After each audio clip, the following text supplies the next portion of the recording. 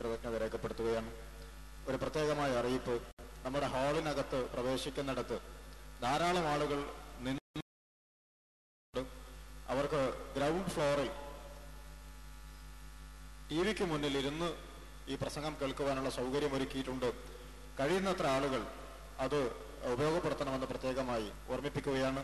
ഈ വഴിയിൽ ഇങ്ങനെ നിൽക്കുന്നത് വലിയ പ്രയാസമുണ്ടാക്കുന്നുണ്ട്. അതുകൊണ്ടാണ് താഴെ ഗ്രൗണ്ട് ഫ്ലോറിൽ വിശാലമായ സൗകര്യം ഒരുക്കിയിട്ടുണ്ട്. അവിടെ ഷോർട്ട് സർക്യൂട്ട് ടിവികൾ വെച്ച് നമുക്ക് നേരിട്ട് ഈ പ്രഭാഷണം കേൾക്കുവാൻ ഉള്ള സംവിധാനം ഒരുക്കിയിട്ടുണ്ട് എന്ന് പ്രത്യേകമായി ഉണർത്തുകയാണ്.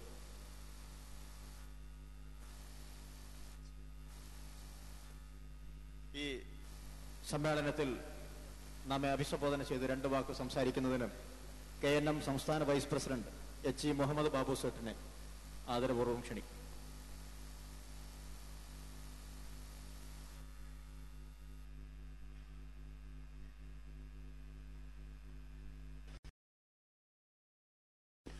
അൽഹംദുലില്ലാഹി റബ്ബിൽ ആലമീൻ.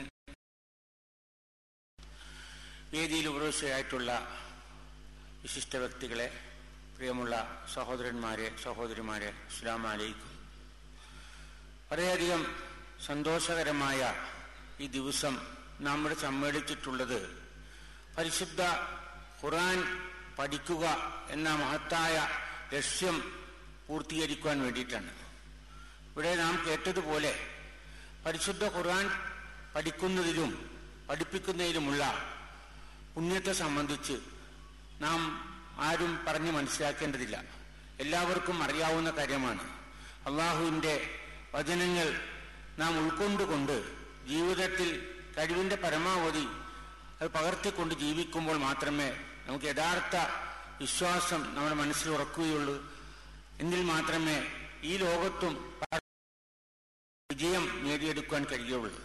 ഇവിടെ നാം ലക്ഷ്യം തന്നെ നന്മ ഉപദേശിക്കുകയും തിന്മ വിരോധിക്കുകയും ചെയ്യുക എന്നുള്ളതാണ്. അതുപോലെ തന്നെ പ്രവാചകന്റെ ചര്യ അനുസരിച്ച് പരിശുദ്ധ ഖുർആൻ പഠിപ്പിക്കുക, അതുപോലെ അതിനെ സംബന്ധിച്ച് കൂടുതൽ മനസ്സിലാക്കുക, ഹദീസ് കാര്യങ്ങൾ വ്യക്തമായി പഠിക്കുക. എന്നാൽ മാത്രമേ നമ്മുടെ ഈ ജീവിതം പൂർണ്ണമായി നമുക്ക് മാറ്റിയെടുക്കാൻ കഴിയുകയുള്ളൂ എന്നുള്ള കാര്യം ഞാൻ ഇവിടെ സൂചിപ്പിക്കേണ്ടതില്ല. നിങ്ങൾക്ക് എല്ലാവർക്കും അറിയാവുന്ന കാര്യമാണ്. കാരണം വർഷങ്ങൾക്ക് മുമ്പ് നാം അനുഭവിച്ച ഏറ്റവും ദുര്യോഗമായ കാര്യം പരിശുദ്ധ ഖുർആൻ പഠിക്കുവാൻ നമുക്ക് അവസരം കിട്ടിയിരുന്നില്ല എന്നുള്ളതാണ്. കൊല്ലങ്ങൾക്ക് മുമ്പൊക്കെ മലയാള പരിഭാഷകൾ പോലും പുറത്തിറക്കുന്നതിൽ വളരെ വ്യക്തമായ രീതിയിൽ ഹറാമാണ്, അതല്ലെങ്കിൽ പരിശുദ്ധ നമുക്ക് പഠിക്കാൻ പാടില്ല, ഓതാൻ പല നിബന്ധനകളും കാര്യങ്ങളും ഇവിടെ പലരും സൂചിപ്പിച്ചിരുന്നു. എന്നാൽ വർഷങ്ങളായി ഇസ്ലാഹി പ്രസ്ഥാനത്തിന്റെ പ്രവർത്തനങ്ങൾ ഭംഗിയായി വന്നതോടുകൂടി കാര്യങ്ങളെല്ലാം വളരെയധികം മാറ്റങ്ങൾ വന്നിരിക്കുകയാണ്. ഇന്ന് ഇവിടെയുള്ള പ്രത്യേകിച്ച് യുവതലമുറക്ക് പരിശുദ്ധ ഖുർആൻ പഠിക്കുവാൻ വളരെയധികം അവസരങ്ങളുണ്ട്. ധാരാളം CD, വീഡിയോ കാസറ്റുകൾ പുറത്തിറങ്ങിയിട്ടുണ്ട്. പരിശുദ്ധ ഖുർആന്റെ അർത്ഥം വ്യക്തമായി നമുക്ക് ഗ്രഹിക്കുവാനുള്ള അവസരങ്ങളുണ്ട്. അതുപോലെ തന്നെ ധാരാളം ക്ലാസുകൾ പല സ്ഥലങ്ങളിലും നടന്നുകൊണ്ടിരിക്കുകയാണ്. അപ്പൊ നാം അതിനെപ്പറ്റിയെല്ലാം ഗ്രഹിക്കുവാനും അത് കഴിവിന്റെ പരമാവധി നമ്മുടെ ജീവിതത്തിൽ പകർത്തിയെടുക്കുവാനും നാം ശ്രമിക്കേണ്ടതുണ്ട്. ഒരു കാലത്ത് മരണപ്പെട്ട വ്യക്തികളുടെ മുമ്പിൽ മരിച്ചവർക്ക് വേണ്ടി പ്രാർത്ഥിക്കുവാനായി സൂറത്തുൽ യാസീൻ പോലുള്ള ആയത്തുകൾ ഓതി ജീവിച്ച് പരിശുദ്ധ ഖുർആൻ അനുവദിച്ച് പറഞ്ഞിട്ടുള്ള കാര്യങ്ങളാണ് മരിച്ചവരുടെ മുമ്പിൽ നിന്ന് പ്രാർത്ഥിച്ചു കൊണ്ടിരുന്നത്. ആ ഒരു കാലഘട്ടം നമ്മുടെ സമൂഹത്തിൽ കഴിഞ്ഞു പോയിട്ടുണ്ട്.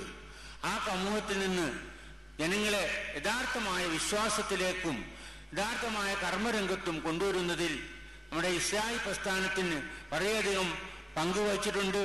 പൂർവികരായ പലരും തന്നെ ഇതിന്റെ പ്രവർത്തനങ്ങളിൽ വളരെ സജീവമായ പങ്കുവഹിച്ചിട്ടുണ്ടെന്നുള്ള കാര്യം ഞാനിവിടെ ഓർക്കുകയാണ്.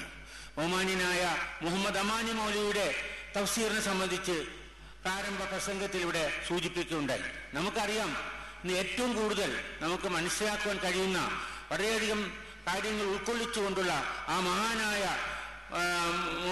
അമാനി മൗലവിയുടെ തഫ്സീർ ഇന്ന് നമുക്കൊക്കെ വളരെയധികം പ്രചോദനമേകിക്കൊണ്ടിരിക്കുകയാണ്. അത് വായിച്ച് പഠിച്ചാൽ തന്നെ നമ്മുടെ ജീവിതത്തിന് വളരെയധികം മാറ്റങ്ങൾ ഉണ്ടാക്കിയെടുക്കാൻ കഴിയും എന്നുള്ള കാര്യത്തിൽ സംശയമില്ല. അതുപോലെ തന്നെ സാഹിബും നമ്മുടെ വേദിയിലുള്ള ബഹുമാന്യനായ കുഞ്ഞു മുഹമ്മദ് പറപ്പൂർ സാഹിബും അബ്ദുൽ ഹമീദ് മൗലവിയും എല്ലാം തന്നെ ഇത്തരം പരിശുദ്ധ ഖുർആനിന്റെ തഫ്സീറുകൾ ഇറക്കുകയും നമുക്കിത് പഠിക്കാനുള്ള അവസരങ്ങൾ തന്നിരിക്കുകയാണ്. അതുപോലെ തന്നെ പരിശുദ്ധ ഖുർആനിന്റെ അർത്ഥമുള്ള കാസറ്റുകൾ ഇവിടെ ലഭ്യമാണ്. അതെല്ലാം വാങ്ങിച്ചൊന്ന് ആവർത്തിച്ച് മനസ്സിലാക്കിയാൽ നാം യഥാർത്ഥമായ വിശ്വാസത്തിലേക്ക് മടങ്ങി വരും എന്നുള്ള കാര്യം സംശയമില്ല.